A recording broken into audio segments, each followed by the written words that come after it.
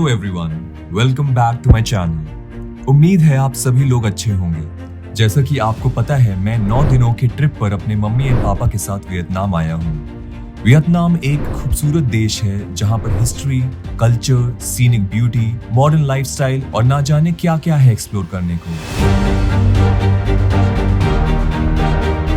इन्हीं में से काफी कुछ मैं भी करने वाला हूँ और आपको दिखाने वाला हूँ हर एक चीज, चाहे वो निन बिन की अमेजिंग बोट राइड हो या हो हनोई टू हो ची मिन सिटी तक का अनफॉरगेटेबल ट्रेन जर्नी या फिर हो कोची टनल की ट्रिप। मैं आपको सब कुछ दिखाऊंगा, बट इस वीडियो में आप देखेंगे मेरे हेलोंग बे की अमेजिंग ट्रिप के बारे में।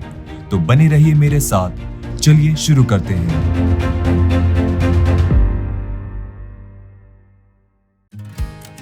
तो वियतनाम में हमारी एक और नए दिन की शुरुआत थी और हमारा आज का प्लान ये था कि सबसे पहले हम जाएंगे टी टॉप आइलैंड पर, और जिसके लिए हम बैठ गए इस बस में।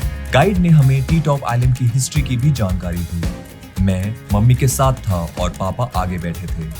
उन्होंने कुछ नए दोस्त भी बना लिए थे।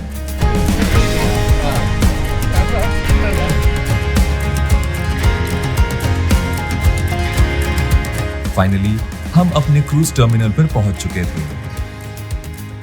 Right behind me you see some of these boats. That's what we're going to take.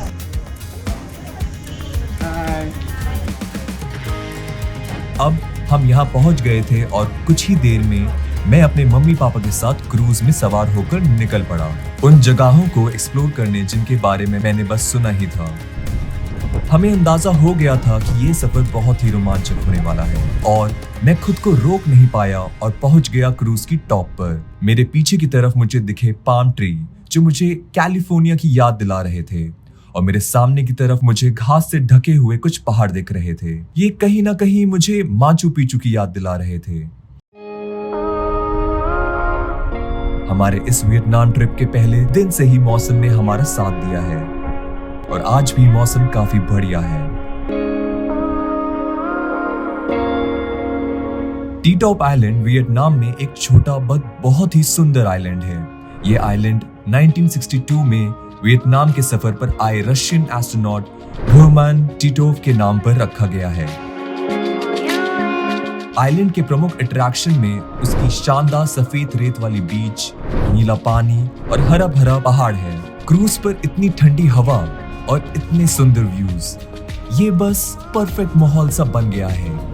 थोड़ी ही देर में हम उन्हीं पहाड़ों के पास से गुजर रहे थे।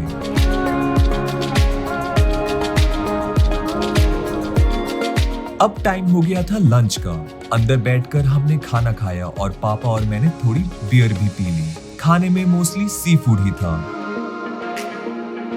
थोड़ी देर और क्रूज करने के बाद हम पहुंच गए अपने नेक्स्ट स्टॉप पर, और यहाँ पर हमें जाना था हैंग सुंग सॉट केव में। आपको बता दूं कि ऊपर केव तक जाने के लिए मैंने 100 सीढ़ियां चढ़ी।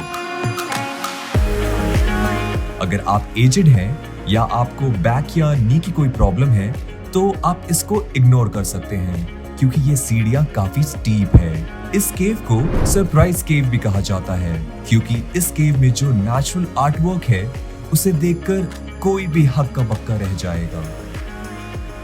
केव में एंटर करते ही मुझे ऐसा लगा कि जैसे किसी ने इसे अपने हाथ से बनाया हो।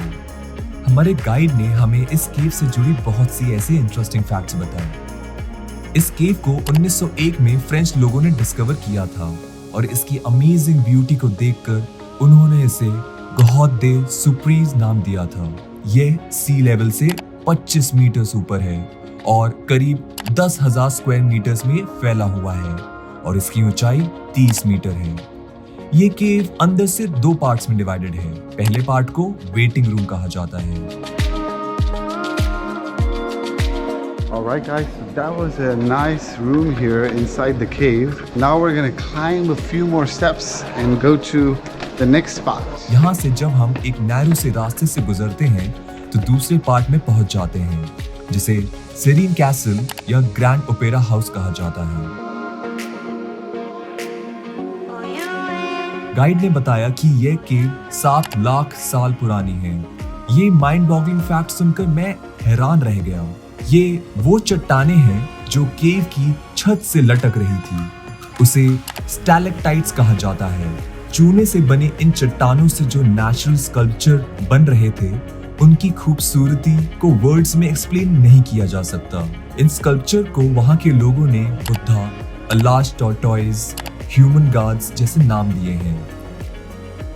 इस केव में बहुत सी छोटी छोटी ओपनिंग्स थी जिससे बाहर से लाइट अंदर आ रही थी। एक टाइम में यहाँ ह्यूमंस रहा करते थे जो बाहर से फिशिंग करके केव में आकर जब खाना बनाते थे तब खाने की खुशबू को फॉलो करके बंदर अंदर की तरफ आ जाते थे और धीरे धीरे यही बंदरों ने इंसानों के साथ तालमेल बनाकर रहना सीख लिया था।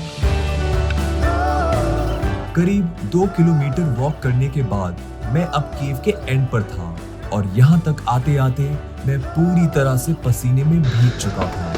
Alright, we are back in the day. और तब मुझे रियलाइज हुआ कि मेरे पेरेंट्स को यहाँ नहीं लेके आने का डिसीजन बिल्कुल सही था।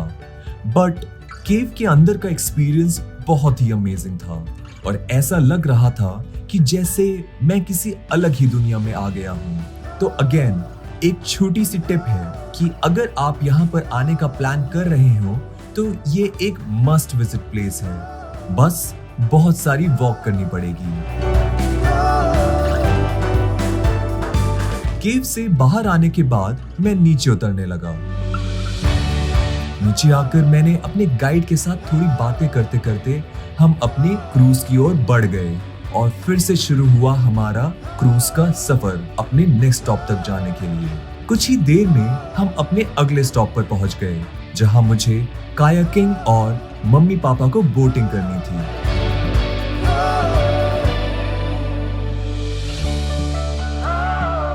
चलिए आपको थोड़ा कायाकिंग के बारे में बता दूं। कायाकिंग जिसका मतलब है मैन बोट या हंटिंग बोट, इसको करीब 4000 साल पहले डिस्कवर किया गया था और ये सबसे ज्यादा वर्ल्ड के नॉर्दर्न पार्ट में किया जाता था। उसके बाद ये पूरे वर्ल्ड में पॉपुलर हो गया और अब तो ये काफी फेमस वाटर स्पोर्ट में भी आता है। इसको यूजुअली डबल साइडेड पैडल से सील किया जाता है। आपको मेरे निन बिन का बोटिंग एक्सपीरियंस याद ही होगा। अगर नहीं हो तो आप जाकर मेरे चैनल पे वो वीडियो देख सकते हैं। तो उसमें बोटिंग करते वक्त जैसे हम केव्स के अंदर से गुजर रहे थे, वैसे ही आज भी कायाक लेकर हम केव्स के अंदर से होकर निकल रहे थे। एक केव के पास मुझे वो बोट भी दिख गई जिसमें मेरे मम्मी एंड पापा बैठे हुए थे। सो करीब 1 घंटे की कायाकिंग करने के बाद हम वापस आ गए और हमने कायाक वापस कर दिया। कायाकिंग के दौरान जो मेरा पार्टनर था उसके साथ मेरी दोस्ती भी हो गई जो कि जर्मनी से था और हमने कुछ सेल्फीज भी ले ली साथ में। सो अगेन एक क्विक टिप, अगर आप वियतनाम में हैं तो हिलोंग बे जरूर आएं और अगर आप हिलोंग बे में हैं तो कायाकिंग जरूर करें। बट हाँ, अपना स्विमिंग ट्रंक अपने साथ रखना ना भूलें। बस अब टाइम था वापस अपने क्रूज में लौटने का। क्रूज में हमने कुछ लोकल फ्रूट्स ट्राई किया। एक फ्रूट तो पाइनएप्पल जैसा लगा और दूसरा फ्रूट लीची जैसा लग रहा था जिसे रामबुटान कहते हैं। ये टेस्ट में मीठा और खट्टा दोनों ही था। अब वापसी का टाइम था और मैंने सोचा थोड़ा रेस्ट कर लिया जाए और इन नजारों का लुत्फ उठाया जाए। सूरज ढलते वक्त वियतनाम और भी खूबसूरत लग रहा था तो मैंने थोड़ी और भी शॉट्स निकाल लिए।